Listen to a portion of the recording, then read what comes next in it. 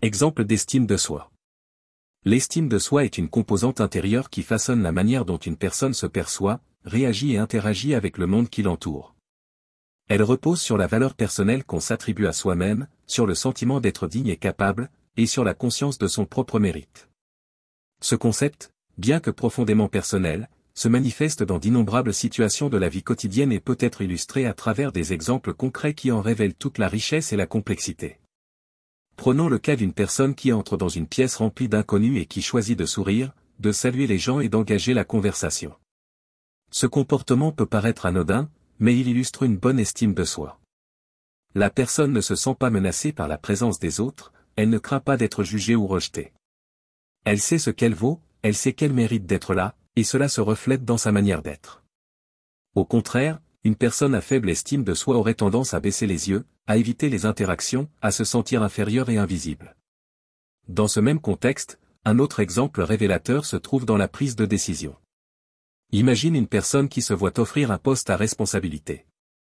Elle pèse le pour et le contre, puis accepte, en sachant qu'elle a les compétences pour réussir. Elle ne laisse pas la peur de l'échec guider ses choix. Elle ose prendre sa place.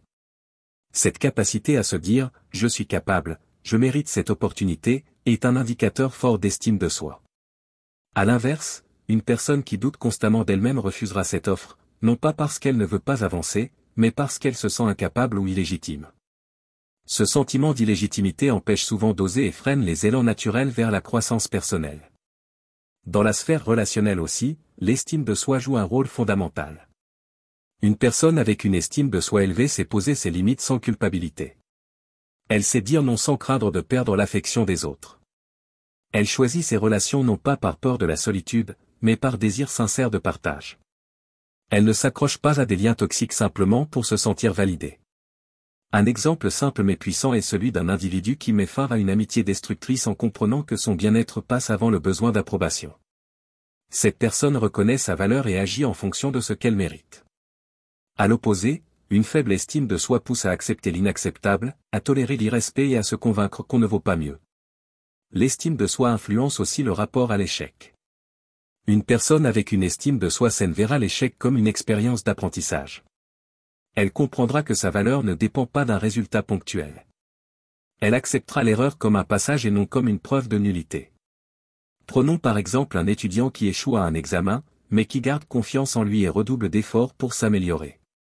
Cette réaction démontre une stabilité intérieure et une vision claire de sa propre valeur.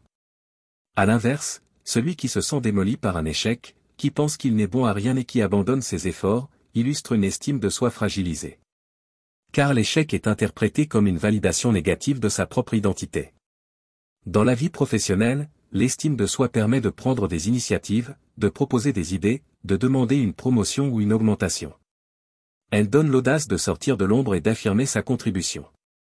Un exemple frappant est celui d'un salarié qui constate une injustice dans son entreprise et qui ose en parler. Non pas par arrogance, mais parce qu'il se respecte lui-même et estime que son point de vue a de la valeur. Une faible estime de soi, dans ce même contexte, amènera à se taire, à endurer sans protester, à croire que ses besoins ne comptent pas ou qu'il ne mérite pas d'être écouté. Dans la relation avec soi-même, les exemples d'estime de soi sont aussi nombreux que subtils. C'est la manière dont on se parle dans sa tête, la capacité à se féliciter pour ses efforts, à reconnaître ses progrès, à s'encourager dans les moments difficiles. Imaginez une personne qui, après une journée difficile, rentre chez elle et se dit « J'ai fait de mon mieux, je suis fier de moi ». Ce simple dialogue intérieur est une preuve d'estime de soi. À l'inverse, celui qui se critique, qui s'insulte, qui se rabaisse dès qu'il rencontre un obstacle, illustre un manque cruel de respect envers lui-même. L'estime de soi est visible dans les petits choix du quotidien. Une personne qui prend soin de sa santé, qui s'accorde du repos, qui nourrit son esprit et son corps, agit selon la conscience de sa propre valeur. Elle ne fait pas ces choses par obligation, mais par amour d'elle-même. Un exemple simple est celui d'une femme qui décide de s'accorder 1 heure par jour pour lire, écrire, méditer ou marcher. Elle ne cherche pas à fuir sa vie, mais à se retrouver, à se respecter, à se nourrir intérieurement. Ces gestes constants renforcent l'image qu'elle a d'elle-même et lui rappellent qu'elle mérite ce temps, ce soin, cette attention. L'estime de soi influence aussi la capacité à recevoir des compliments, à accepter les bonnes choses sans se sentir coupable. Une personne avec une bonne estime de soi peut dire merci sans rougir quand on la félicite. Elle ne cherche pas à minimiser ses mérites. Elle accueille les marques d'affection avec gratitude. Elle sait qu'elle mérite l'amour, la reconnaissance, la réussite. À l'inverse, une personne qui rejette systématiquement les compliments, qui se sent indigne d'être aimée ou valorisée, montre un refus de sa propre valeur, souvent inconscient. Dans les moments de changement ou de transition, l'estime de soi agit comme un socle. Un individu qui change de carrière, qui déménage, qui se lance dans un nouveau projet, aura besoin d'une base intérieure solide pour ne pas se laisser emporter par le doute ou la peur. Un exemple frappant est celui d'un jeune entrepreneur qui quitte un emploi stable pour suivre sa passion. Il le fait non pas parce qu'il est sûr du succès, mais parce qu'il croit en lui, parce qu'il se fait confiance et qu'il accepte l'incertitude sans remettre en cause sa valeur intrinsèque. Dans les relations amoureuses, l'estime de soi détermine la manière dont on aime et dont on accepte d'être aimé. Une personne qui s'aime suffisamment ne cherchera pas à se faire aimer à tout prix. Elle n'acceptera pas d'être négligée, manipulée ou trompée. Elle exigera le respect et offrira un amour sain, équilibré et libre. Un exemple concret est celui d'un homme qui met fin à une relation parce qu'il ne se sent pas respecté et qui refuse de se compromettre simplement pour ne pas être seul. Ce choix révèle une conscience claire de sa valeur et un amour propre profond. En somme, l'estime de soi se manifeste dans 1000 gestes et décisions. Elle ne se résume pas à la confiance apparente ou à l'aisance sociale. Elle s'ancre dans la manière dont on se traite, dont on se parle, dont on choisit sa vie. Elle grandit avec les actes et se renforce avec les choix alignés.